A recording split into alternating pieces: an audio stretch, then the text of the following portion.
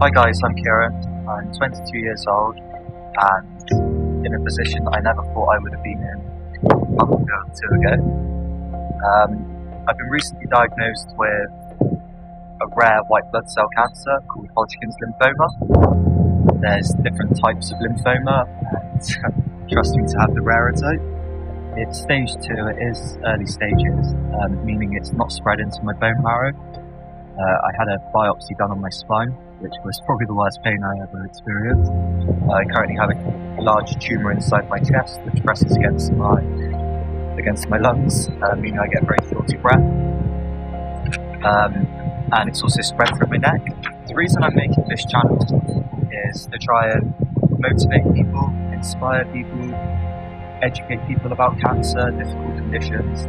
I want to help people through a difficult time. It can be very scary when you're diagnosed with something like cancer. I'm probably one of the last people who look at think would have cancer, and I still come into grips with it myself. I'm going through all the side effects of it. I lose weight rapidly. I can't even walk without getting out of breath because this tumour's pressing against my lungs.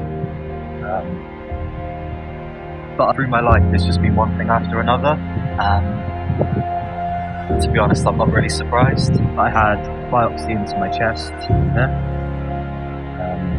and I also had it in my neck quite recently.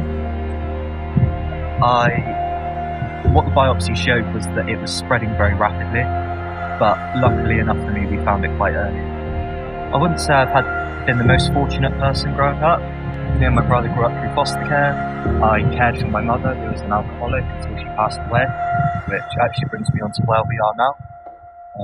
This is our family plot here. I say family, it's my mum, her mum and dad. And the reason why we're here is to do the first video is because this is where I wanted to start the video, and where this video will end, either with me, with my mother, or stood over here successfully beating cancer. So, yeah, it was tough.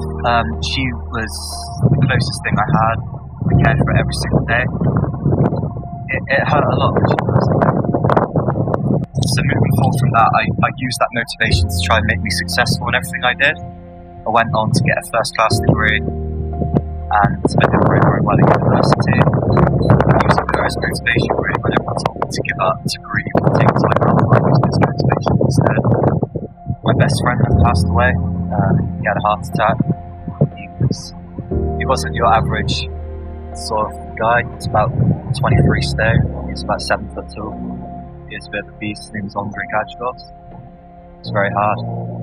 It just seemed that everything around me that I touched just seemed to be falling apart. My younger brother was quite difficult to deal with. He went into prison quite recently, and I've tried to support him ever since.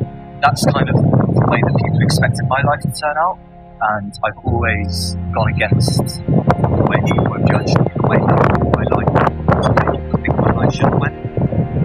I want to prove to people, and I always want to better people's expectations. I think there's nothing more motivational than when someone tells you you can't do something.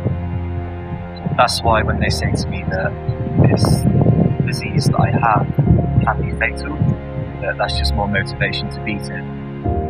I suppose the most demotivating thing is I try and take myself in the gym as much as my body will allow me. Like my muscles shake, I find it hard to get up, I struggle to eat, I sweat a lot. These are all side effects of my condition, and I find it very hard to do anything really. And demotivating is every time you look in the mirror, you're smaller than you were before. When you've lost more muscle, weights that you can pick up are heavier this time. That's demotivating, but where character comes in is where you bring yourself to go back and do more.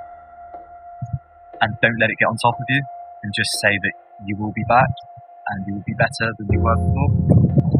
Bodybuilding for me is I grew up small and fat. As funny as that sounds, I didn't really grow until later stages in my life. So people used to bully me, make fun of me. I used to be a small fat kid.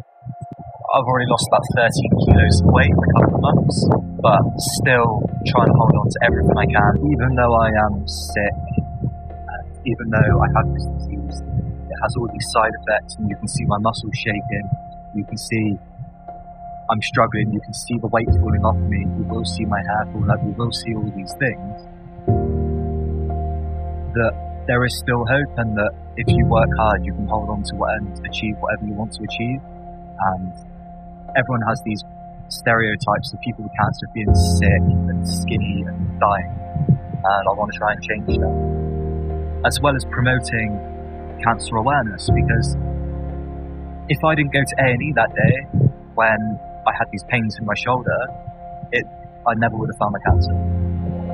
And I would encourage anybody now. I was the last person to go to the doctor, to go to A&E, to go to any of that stuff, because I thought I'd waste their time.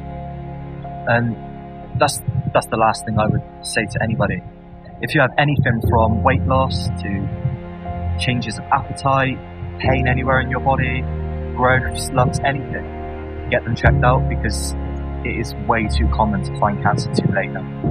And the doctors are absolutely incredible. The doctors, nurses support is incredible. But they can only work with what they've got. So I really want to promote cancer awareness, people getting cured, treated, and talking people through the stages, because when they turned around to me and said I had cancer, I didn't know what to do, what to say, how to take it, what to think. So what I needed was support, and people can tell you, oh, this is what's going to be like, but they haven't been there, they haven't done it. I'd say the support that I've had so far, I've got my partner supporting me, she's been amazing, she takes me to a lot of my appointments. As well as this, I've also got support from the Teenage Cancer Trust, which are, as well as Bodybuilders support workers. So some of the risks I can expect with Hodgkins and lymphoma is hair loss, which no one wants to lose their hair, but it's not the end of the world. I could shave my hair off tomorrow and I wouldn't really care too much.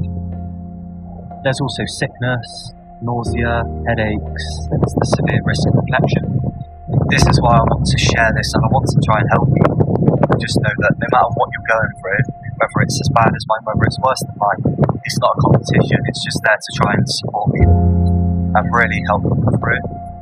I don't know how I'm going to come out of this, but I know that I'm going to fight it 100%. Not just to survive, but to come back better than I was before.